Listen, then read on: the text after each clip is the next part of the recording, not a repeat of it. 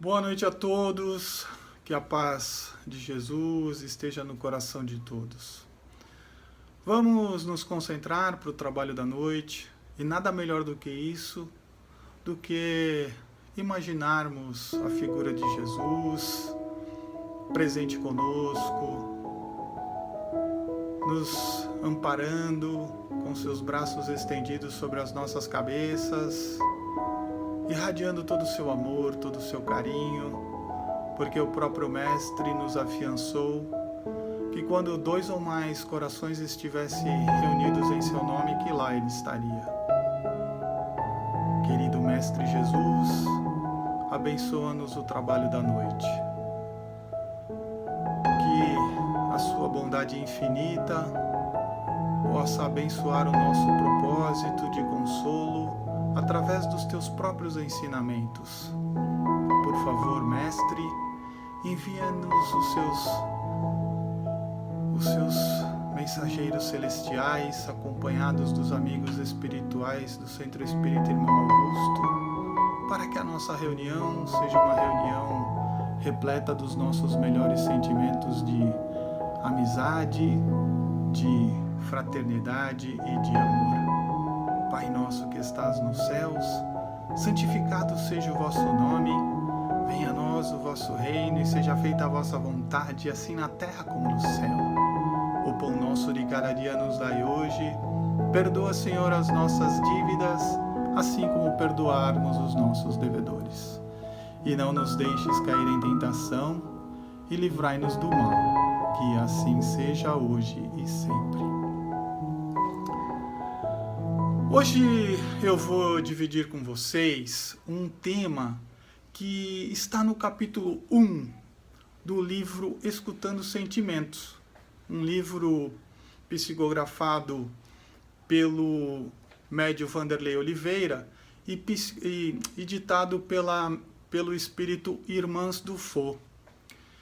Irmãs de la Jochère Dufaux esteve encarnada aqui na Terra no século XIX, nasceu lá em 1841 e foi uma das colaboradoras do Kardec na elaboração da segunda edição do Livro dos Espíritos. O título do capítulo é Individuação ou Individualismo. Em primeiro lugar, vamos definir essas duas palavras. Individuação significa modelo único e singular.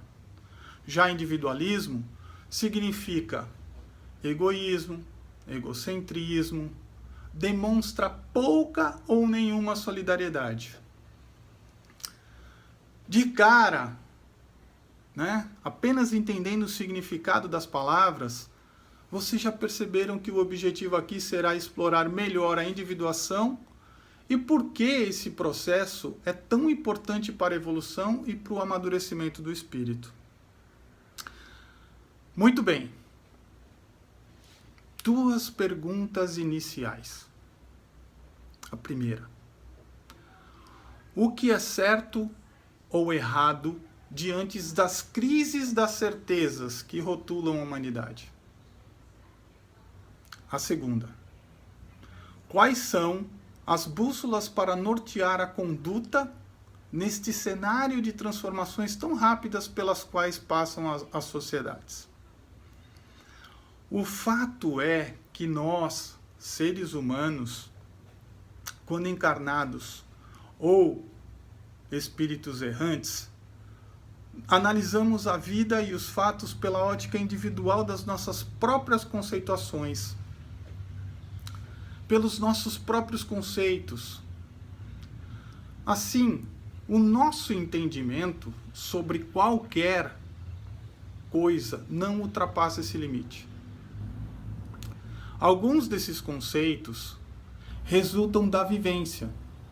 Foram estruturados pelo uso de todos os nossos sentidos, adquirindo vários significados, várias sugestões diferentes para cada um de nós. É a nossa experiência de vida. Todos nós sabemos disso, né? A gente costuma brincar. que muita gente tem mais experiência de vida do que conhecimento cultural. E pode ser uma verdade. Por quê? Porque os outros conceitos são fruto mesmo da capacidade de pensar e adquirir conhecimento.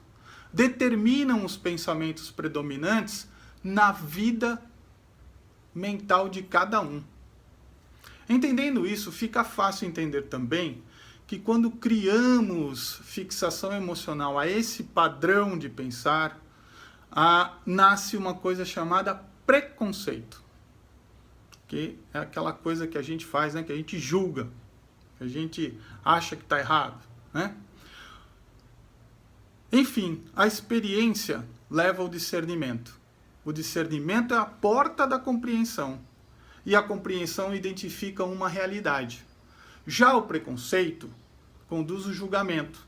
O julgamento sustenta os rótulos e os rótulos se distanciam da realidade. E quando nós nos distanciamos da realidade, nós ficamos estagnados, paramos no tempo. Então, nos aflora o que nós entendemos que é o individualismo, ou melhor, o egocentrismo. É aí que achamos que tudo gira em nosso redor, que todos devem agir e pensar como nós mesmos, não é? Entendem? Como fazer para evitar esta estagnação? A melhor alternativa é atuando de forma construtiva, considerando que a atitude construtiva na obra divina depende da habilidade de relativizar os nossos conhecimentos. Nossos conhecimentos na sociedade em que vivemos, com as pessoas que convivemos, enfim, no nosso ambiente normal. Até mesmo a experiência, por mais preciosa que seja, necessita ser continuamente repensada. Vamos observar o seguinte: o que é certo e o que é errado. O certo e o errado são critérios sociais mutáveis sobre a perspectiva sistêmica. Um exemplo: a poligamia. A poligamia ainda é permitida em muitos países, mais de 50 países, em torno disso. Isso é certo ou é errado? Sabemos que a poligamia é uma lei humana. Lá na questão 701 do Livro dos Espíritos, os espíritos superiores explicam que a extinção da poligamia marcará um progresso social. Porém, ainda vemos esta situação em nosso planeta. E o que fazer então? Julgar as pessoas que vivem assim? Lembremos-nos que nem Jesus julgou. Quem não tiver pecado, que atire a primeira pedra, disse o mestre àqueles que queriam apedrejar lá a mulher adúltera. Gente, se nós já atingimos um estágio, seja pelas experiências vividas, seja pelos conhecimentos adquiridos, e entendemos que o casamento deve se fundar na afeição dos seres que se unem, temos que reconhecer que ainda existem irmãos que estão no estágio da sensualidade, né, do domínio do homem sobre a mulher. Mas, um parênteses aqui, na nossa sociedade ainda monogâmica, muitas uniões carecem de afeto, carinho, amor. Bom, mas esse tema fica para uma outra oportunidade. Ainda assim, voltando no nosso tema, os conceitos de certo e errado são referências úteis a todos nós, habitantes da Terra. Funcionam como estacas disciplinadoras. Porém, em certa etapa do amadurecimento espiritual, eles constituem verdadeiras amarras psicológicas na descoberta da nossa realidade pessoal, cuja riqueza está nos significados únicos construídos a partir dos ditames conscienciais. Ditames conscienciais? Pessoal, no Evangelho e Espiritismo, no capítulo 13, no item 10, tem uma explicação maravilhosa dos Espíritos sobre a consciência. Abre aspas. Apenas Deus, na sua misericórdia infinita, vos pôs no coração uma sentinela vigilante que se chama consciência.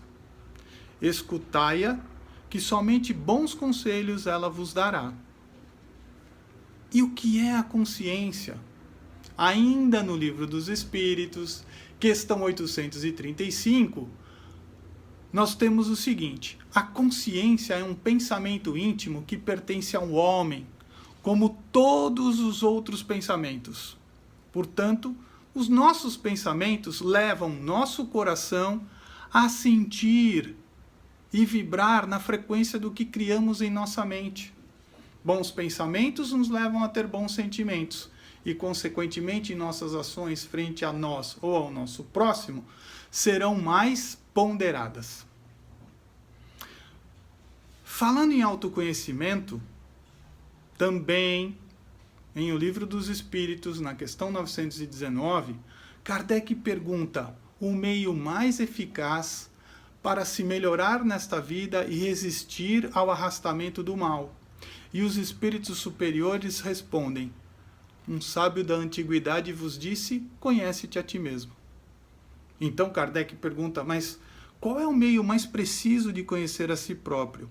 E a resposta do Santo Agostinho é uma resposta maravilhosa. Ela é longa e eu convido todos a lerem depois, na íntegra.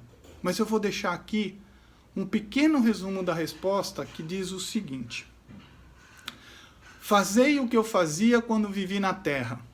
No fim de cada dia, eu interrogava a minha própria consciência, passava em revista o que eu havia feito e me perguntava se não tinha faltado ao cumprimento de algum dever. E se ninguém teria motivo para se queixar de mim. Aquele que tem a verdadeira vontade de se melhorar, explore, portanto, a sua consciência, a fim de arrancar dali as más tendências, como se arranca as ervas daninhas do seu jardim. Portanto, o autoconhecimento traz o amadurecimento espiritual. Depois de um tempo de esforços e disciplina, seremos naturalmente levados a perguntar, levados a indagar o que queremos da nossa encarnação. Eu estarei manifestando a minha singularidade ou apenas seguindo convenções e julgamentos? Qual é o propósito na obra da criação? Que missão eu devo desempenhar perante a vida? O que realizar para o meu processo de elevação espiritual? Pessoal, quem não sabe o que quer, não toma decisões afinadas com o seu íntimo. Conhecer as nossas intenções, ter consciência da sua natureza é fundamental para a nossa paz interior. Quanto mais consciência das duas realidades, mais a criatura, primeiro, visualiza o seu futuro, sustenta os seus ideais, melhora a relação consigo mesmo, alcança o clima de serenidade e dilata a sua responsabilidade. E, por fim, sintoniza-se com o seu planejamento reencarnatório. Portanto, na individuação, o critério de certo e errado é substituído por outras perguntas como: convém ou não convém? Quero ou não quero? Serve ou não serve? Necessito ou não necessito? Questões cujas respostas vêm do nosso coração. Somente aprendendo a linguagem dos sentimentos, poderemos escutar as mensagens da alma destinadas ao ato de individuar-se. Saber o que nos convém, saber o que é útil, exige um dilatado discernimento aliado ao tempo. É um processo lento, porém contínuo. Lembrem, nós já falamos várias vezes, a natureza não dá saltos. Quando usamos os rótulos de certo ou errado, nós fomentamos a culpa, a punição. Quando sabemos o que convém, agimos e escolhemos com responsabilidade, na condição de autores do nosso destino. Quando amadurecemos, nós percebemos que certo e errado se tornam formas diferentes de entender experiências diversificadas. O caminho da evolução para todos nós, filhos de Deus, temos que lembrar, ele é o mesmo. Apenas muda a maneira de caminhar. Cada criatura tem seu passo, seu ritmo, sua história. Adquire as suas experiências de forma diferente. Refletindo sobre tudo isso que vimos, vamos evidenciar algumas diferenças, gente, importantes entre individuação e o individualismo. Na individuação, encontramos a necessidade, enquanto no individualismo temos a prevalência do nosso interesse pessoal. Na individuação, temos a alma. No individualismo, a personalidade. Na individuação, temos a consciência. No individualismo, o ego. Na individuação existem descoberta e criatividade. No individualismo, existe a imitação e a disputa. Na individuação, temos o preparo e o amadurecimento. Apenas a precipitação encontramos no individualismo. Na individuação, experimentamos a realização pessoal. No individualismo, nós experimentamos apenas e sempre a insatisfação, estamos sempre insatisfeitos. Portanto, a individuação é um fruto do amor. O individualismo é a leira do egoísmo. Na individuação floresce o crescimento espiritual. Já o individualismo é a sementeira do egoísmo. Quando falamos de crescimento espiritual, é importante citar também a questão 625, também do Livro dos Espíritos. Qual é o tipo mais perfeito que Deus tem oferecido ao homem para lhe servir de guia e modelo? E a resposta qual é? Jesus. Para o homem, Jesus constitui o tipo de perfeição moral a qual a humanidade pode aspirar na Terra. Tem uma frase do Emmanuel no livro Renúncia, psicografado pelo Chico, que diz mais ou menos assim: os ensinamentos do Cristo devem ser estudados, compreendidos, sentidos e finalmente vivenciados. Essa frase é maravilhosa. Portanto, gente, para concluir, Jesus nos garantiu que enviaria no seu nome quem? O Consolador prometido, para resgatar os seus ensinamentos e trazer novos conhecimentos. Diante disso, nós não podemos duvidar que o Espiritismo é o Consolador, e o Espiritismo é remédio para as nossas dores e roteiro para a nossa libertação de nossas consciências. Vamos estudá-lo sim, entretanto a maioridade espiritual nas atitudes somente vai florescer ao renovarmos os nossos sentimentos em relação a Deus, a nós mesmos, ao nosso próximo e à vida. Uma ótima semana a todos vocês e que Deus permita estarmos todos juntos na próxima quarta-feira. Um abraço fraternal a todos vocês e até a próxima oportunidade. Obrigado. Fiquem em paz.